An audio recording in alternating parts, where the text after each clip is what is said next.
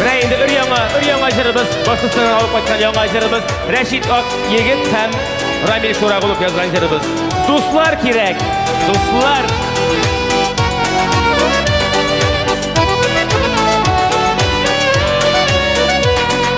Barali bar dostlar bilen ömür ötesi, barali bar sizning bilen bayram etesi.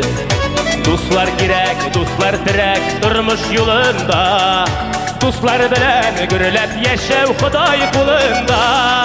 Bayramlarda güle tugayli dostlar gül kirek, dostlar qaygı şadlıqlarda her şak gül kirek. Şınjan dostlar altınlardan qimmat güberek, bağları qaygı şadlıqlarda bulsun güberek. Bayramlarda güle tugayli dostlar gül kirek, bağlar qaygı şadlıqlarda her şak gül kirek. Şınjan dostlar altınlardan qimmat güberek, bağları qaygı şadlıqlarda bulsun güberek.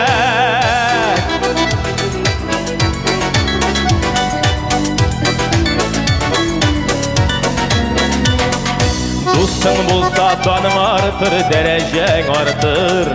Şınjan dostları tuğan edip seni yaratır. Dostun bulsa şunday bulsun üzünlen yakşı, turmuş yolların öterge can dostlar tapşı. Bayramlarda güne tugayli dostlar gül kirek, dostlar qaygı şadlıqlarda her şak gültirek.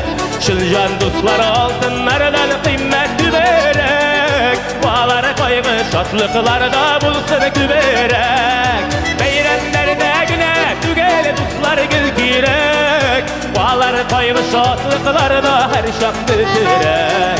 Şınjan dostlar altınlardan qimmat güberek, bağları qaygı şadlıqlarda bulsun güberek.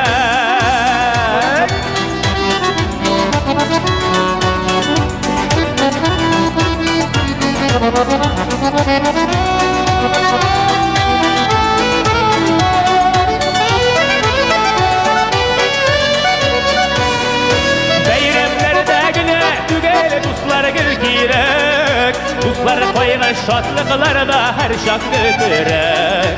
Şınjan dostlar altınlardan qimmat güberek, bağları qaygı şadlıqlarda bulsun güberek. Bayramlarda güne tugayli dostlar gül kirek, bağları qaygı şadlıqlarda her şak götürek. Şınjan dostlar altınlardan qimmat güberek, bağları qaygı şadlıqlarda bulsun güberek. Bağları qaygı şadlıqlarda bulsun güberek.